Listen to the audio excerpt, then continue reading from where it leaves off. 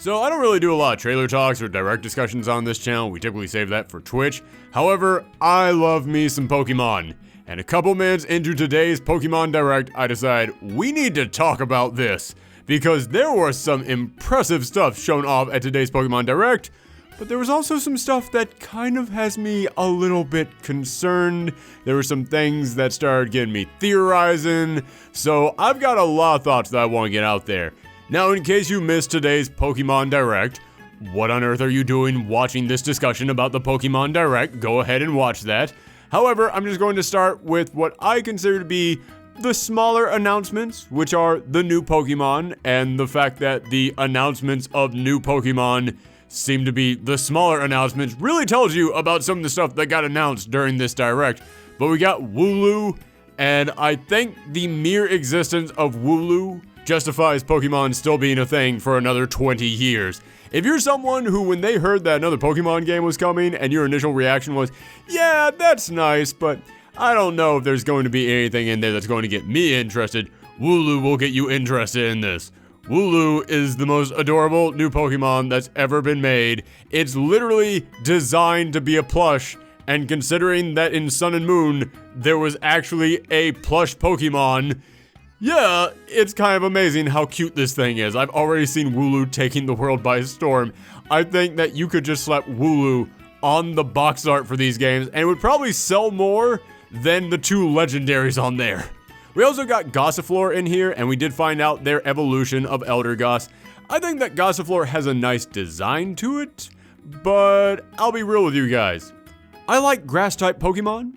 Grookey is going to be my 5th grass-type starter, so it is safe to say I have a little bit of an affinity for the grass-type Pokemon.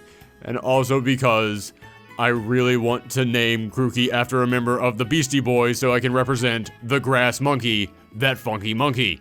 But every single Pokemon game always has that grass-type Pokemon that feels like the Pidgey or the Rattata of grass types. It feels like that little simple grass type that you meet early on in the game, and who really cares about? And yeah, that's what Gossifleur is to me. It has a nice design, but yeah, I'll be real with you, I don't care about Gossifleur at all.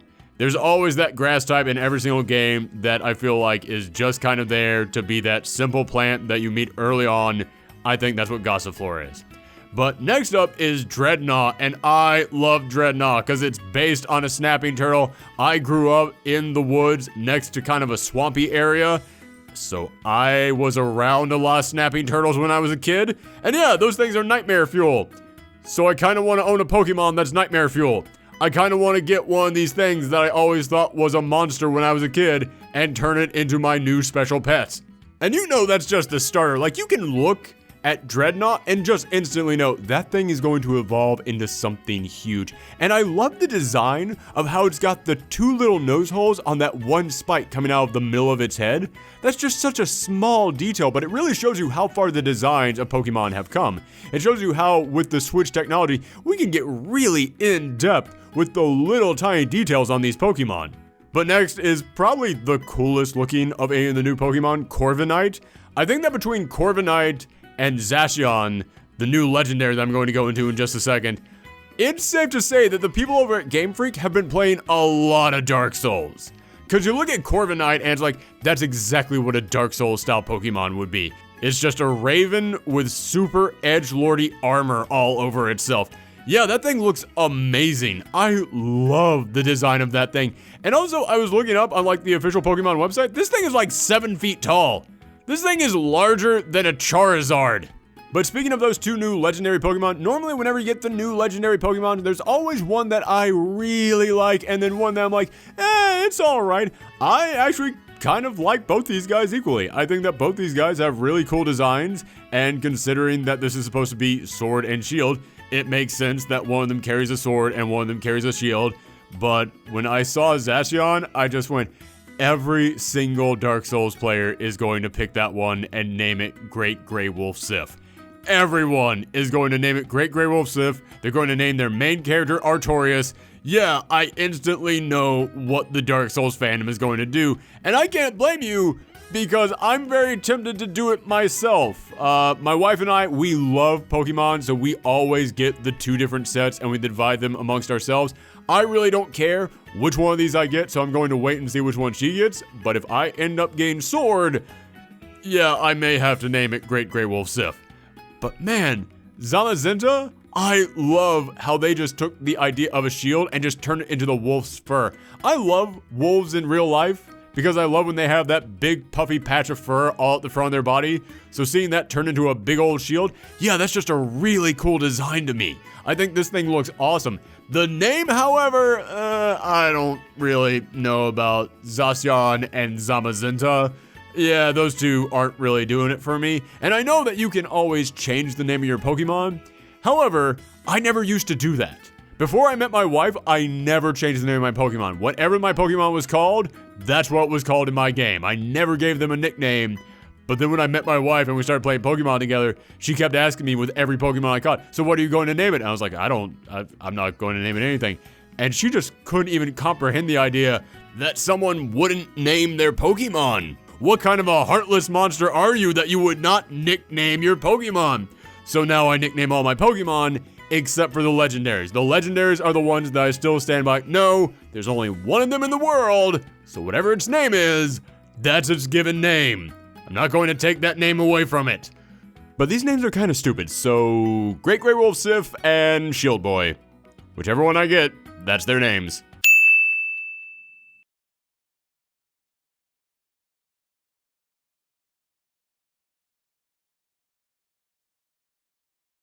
But now that we've talked about the Pokemon, let's go into talking about the new humans. And I know that I'm completely alone on this, but when it comes to the humans in the Pokemon games, I look forward to them almost as much as I look forward to the new Pokemon. I've always felt like the humans in the Pokemon games have amazing designs and they have wonderful personalities that make them incredibly memorable and make me want to see which character is going to pop up next and makes me want to go and battle them all. So yeah, I know that most people aren't going to be as excited about the humans in a Pokemon game as I am. However, this is my show, and I am really excited about all the humans in the new Pokemon game. So, let's start with the new champ, Leon, because there are things that I like about Leon's design, and there are things that I think make him the gaudiest character that has ever existed in this franchise. And considering that the enemies in X and Y were Team Flare, that's really saying something. Yeah, his design is all over the place, but it's supposed to be all over the place because he's supposed to be this big sports star who is just adorned in advertisements. There's a moment in which you see the back of his cape and it's just got all these logos all over it, like he's just covered in stickers. I like that part of it. I like that he feels like a big walking billboard because in the Galar region, yeah, Pokemon battles are treated like massive major sporting events, which we'll get into that in just a moment. But when you consider that that's how they view Pokemon battles, it would make sense that the champ would be just decked out like a NASCAR racer. So yeah, I think his clothing choices feel terrible, but I think they feel terrible on purpose, which kind of makes them come back around to great in my mind. But I've got a theory. I've got a theory that Leon, he's decked out in weird ensembles of sporting clothes and a big cape and some crazy baseball cap with a big rim pointing straight up. And he's got all these advertisements on him because I think that he might end up having a storyline in this game. I think he might end up having a storyline that is all about him having to realize that the important thing about Pokemon battles isn't representing your company, it's not sponsorship, it's not fans, it's the Pokemon. It's being friends with your Pokemon, it's having fun in the battles. I think that's going to be his character arc. So I think they probably tried to make him look this gaudy on purpose, so that way he can eventually just throw that cape off, get rid of that baseball cap, actually put on some sensible clothes, and go out there and actually fight you one-on-one as just another trainer.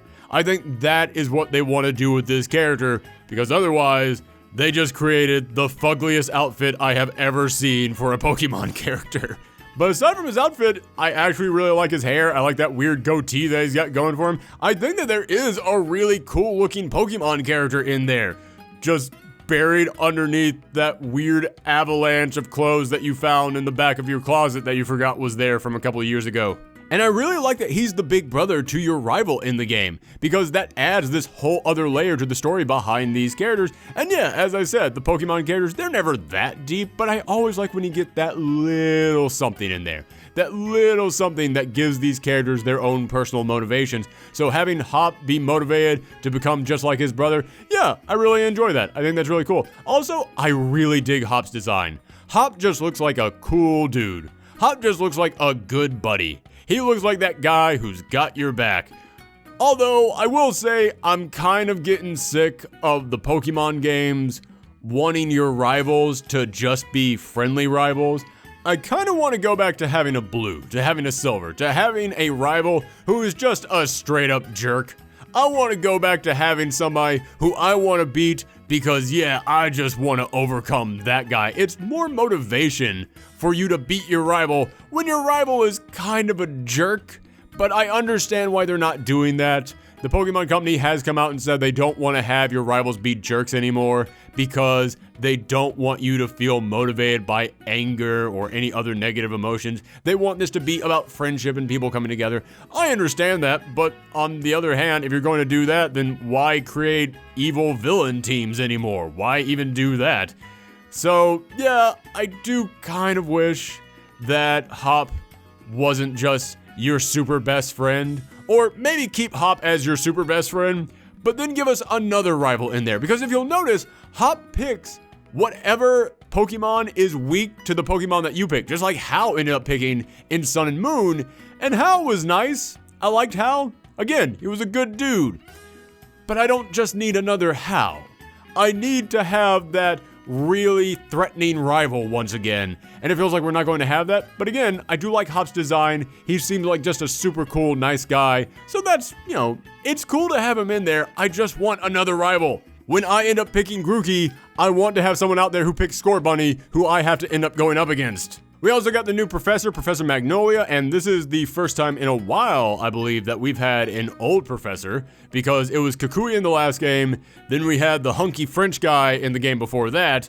It's also been a while since we had a female professor, so I'm glad to see that return. I'm glad to see two types of professors that we haven't seen in a while making a return. That's nice. And we also got her granddaughter, Sonia, who feels to me like a character out of a Phoenix Wright game. Maybe it's just me, but I like her design as well. As I said, I always love the design of all the characters, of all the humans in the Pokemon games. Even Leon, who has a terrible design, it feels like it's terrible on purpose, so it makes sense. But one thing that I really want to mention about these human characters is that when you see them talking in these trailers, their mouth movements are way more precise than we've ever seen before, which makes me think this might finally be the first Pokemon game we've gotten that has voice acting. Like when you see their mouths going up and down, it's not just going up and down. Like their lips are curling at moments. You see them forming into different shapes. They actually did think out what they want these characters to say, and it feels weird that they would put that much work into it if they're not actually going to say things. So if we are finally getting voice acting in this game, I'm 100% behind it. Listen, it is going to feel weird going from a series where no one ever had voice acting to a game where everyone now has voice acting. But man, if the Zelda franchise can have voice acting, Pokemon can have voice acting at this point. There's no limits at this point. There's no more excuses. It's time we finally got some voice acting in here, and it looks like we're finally going to get that. Speaking of Legend of Zelda, the wild area in here. Yeah, the moment that popped up, it didn't just look like Breath of the Wild to me. They even had this little musical note in there that felt reminiscent of the music in Legend of Zelda Breath of the Wild, so it feels like they wanted to do that on purpose. They wanted to say, listen, we know not everyone out there plays Pokemon, but we know a lot of people played Legend of Zelda Breath of the Wild, and they love that game, so we're gonna put something in here that just gets that nostalgia going. Just that little tiny sound that will trigger something in the back of your mind that makes you go, I really like Breath of the Wild. Maybe I'm going to like this thing as well. And you know something? Legend of Zelda, yeah, it deserves to have that big open world that you can explore. You know what other franchise deserves to have that? Pokemon. Pokemon deserves that more than any other series out there. I can't lie, when I saw that world with the Pokemon just wandering around in there, I was blown away. That is my favorite thing that I saw in this entire trailer. That looked amazing.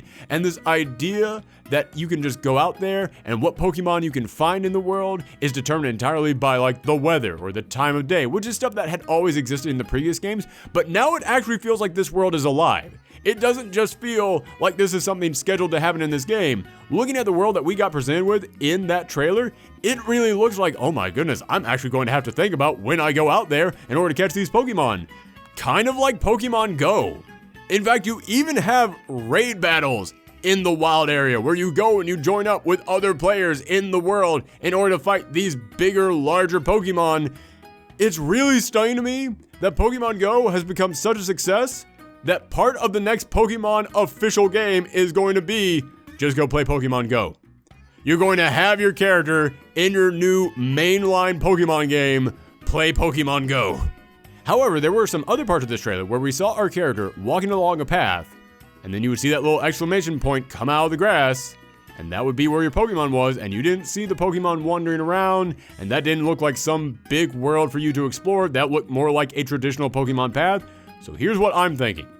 I am thinking that the wild area is not going to be part of the main map. There's going to be various wild areas around the world that you can go into, and that's going to be kind of like an online world. That's going to be some big shared world that you get to explore with other characters and other players across the world. So it's not really going to be part of the main game, and I like that idea.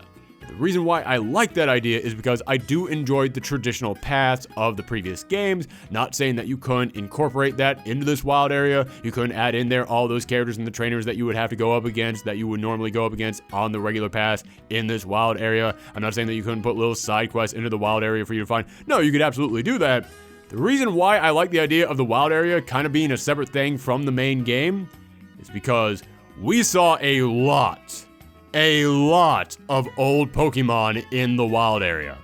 In fact, this is one of the things that has me a little bit nervous about Sword and Shield.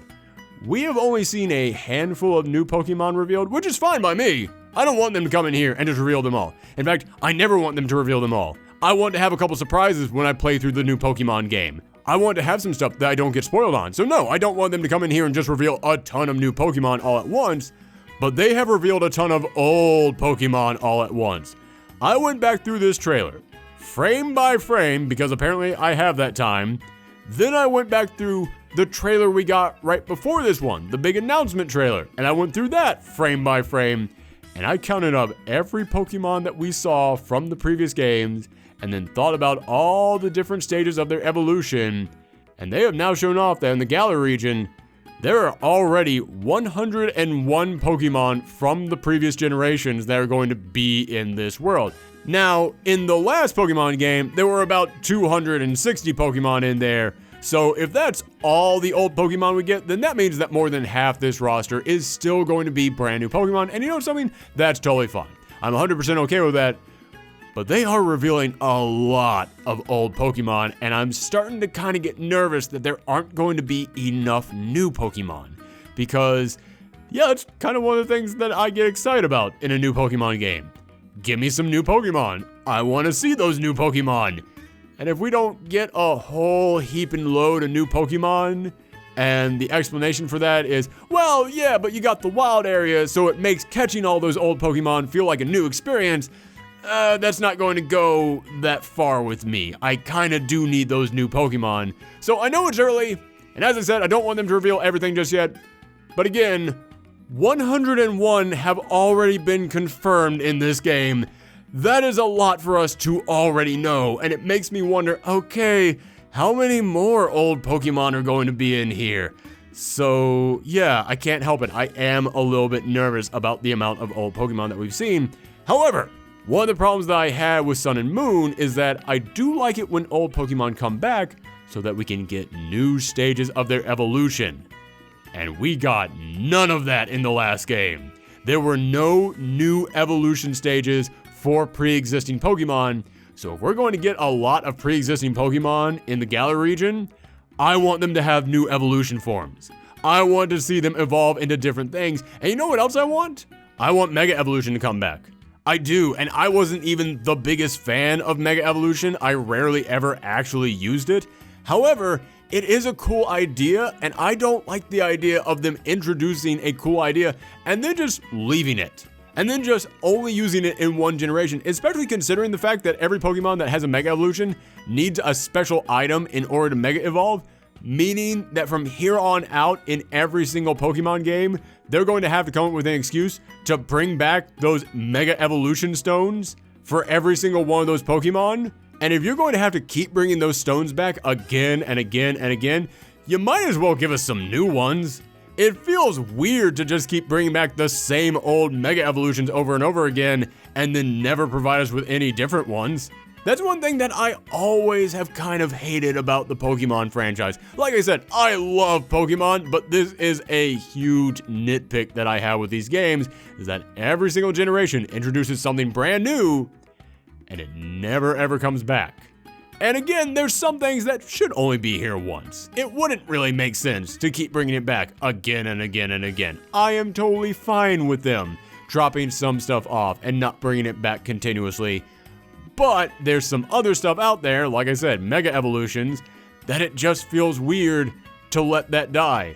To bring this idea of some Pokemon can go into a different form, something that caused so many fans out there to start brainstorming about what they want to see, and then just never do anything with that ever again. So if we are going to get a ton of old Pokemon back in here, give us some new forms for them. Give us some new evolutions, give us some new Mega Evolutions, do some new stuff with them. You know, I've heard a lot of people say, oh, I want Galar region versions of them, like we have with the Alolan region versions. Yeah, do stuff like that. But don't come in here and just make that an excuse to not give us new Pokemon either. That's what I'm saying. I want these old Pokemon to have some new stuff for them that justifies having so many old Pokemon, but don't skimp out on the new Pokemon as well. But again, coming back around to what I was saying a moment ago, that's why I'm hoping that the wild area is considered something outside the main game. I hope that when you go into the wild area, you can catch some stuff, and then you look at it and goes, oh, this isn't in the Galar Pokedex. This is on something else. You'll learn more about that when you've completed the game. Or maybe make the wild area a completely post-game thing. We always complain about how the Pokemon games don't tend to have that much post-game content. I mean, okay, there have been some that have had a ton of post-game content, but there's other ones out there that's like, okay, well, here's this one mission, and you're done, and there's nothing else to do. Make the wild area a completely post-game thing, so that way, as soon as I'm done with the main storyline, I've now got the big, wide-open, free-roaming world to explore. Speaking of new mechanics in every single game that they create just to have for one game and are never brought back again, Dynamax is the new thing in this one, which, let's be clear, that's not going to continue. That's going to be a thing just for this game, and I'm kind of okay with it, because maybe I will end up loving it in the game itself, but I'm not blown away by this one. Mega Evolution, oh my goodness, these Pokemon, they get something brand new onto them. Oh, I can't wait to see what Pokemon get a brand new form. And then there was the Z moves from the last game where, holy cow, these Pokemon are going to have their own special super moves. Oh man, that feels completely brand new. Dynamax is the Pokemon gets big. Dynamax is that Rita Repulsa throws down her spear, says, make my monster grow, and then they get really freaking big. That's fine. It's an okay thing, and it also plays into how the gyms operate, because the gyms are now like sporting event stadiums. Yeah, nobody's going to get a nosebleed seat to watch a little tiny Scorbunny fight this little tiny Gossiflower. Yeah, nobody's gonna pay for that. But you see a giant Scorbunny fight a giant Gossiflower. Yeah, man, that's actually something that I could see happening in a giant stadium. So it makes sense for the Galar region. It makes sense for how the gyms work, but it just doesn't interest me. It looks kind of cool for the raids, but it also kind of makes me wonder, okay, well, what's the point of the raids then? I know that there are some Pokemon that they said only exist in raids. You can only catch them in raids, but what about the ones that don't only exist in raids? What can I do with that? Why on earth do I need to go and catch that one in a raid? Why do I need to do the big Dynamax fight in that? Is it that they're going to have special abilities? They did mention that some of them would have special abilities, but does that carry over when they're out of their Dynamax mode? That's the stuff that I'm wondering. Why do I even need to do the raids if some of these Pokemon can just be caught normally? That's my question right now at the moment, but I'm not saying that's a problem. I'm just saying that's something I need more information about. And the last bit of news that we got is that this is coming out on November 15th. I thought that this was going to come out in December. I am very happy that it's coming out before that. It's only 5 months away. I am so excited for this game to get here. I'm glad that I don't have to wait until December. However, that is really, really close to the release of Death Stranding. And I know that game is going to take a long, long time to get through. So, yeah, I'm a little upset that I'm going to now have to cram the existence of one of these games into basically a weekend so that I can have room for the other game. But it's still very nice that this is coming out before December. I think that that is awesome, which raises a very large question. And this is something that will probably be answered during E3. Nintendo wants something for that Christmas season. They don't want to just leave December empty. So, the question is, if Pokemon isn't their big December release, what is? What are they going to sell in December? So, my guess is Animal Crossing. Again, we will find out at E3 in the coming week, which, by the way, we are going to be streaming the E3 conferences over on Twitch. We are going to be doing little episodes over here talking about everything that we saw at E3. So if you want to see those, then make sure that you click that subscribe button. But before I get into all the plugs, let me just go ahead and do the big wrap up here. I love the wild area. I love this idea of having Pokemon looking like they're in the world and you go around and you have to find them. That is beautiful. It feels like the idea of Pokemon is finally fully realized. I love all the humans because even the terrible, stupid looking humans still look like they're stupid for a reason. And I love that about them. The idea of having raids, not something that I'm particularly excited about, but it's not a bad thing. I think it's a cool idea. I want to see how it operates. All the new Pokemon, yeah, Gods of Flower didn't do anything for me. The other ones totally did stuff for me. The legendaries look great. Kind of concerned, though, about how many repeat Pokemon we're getting.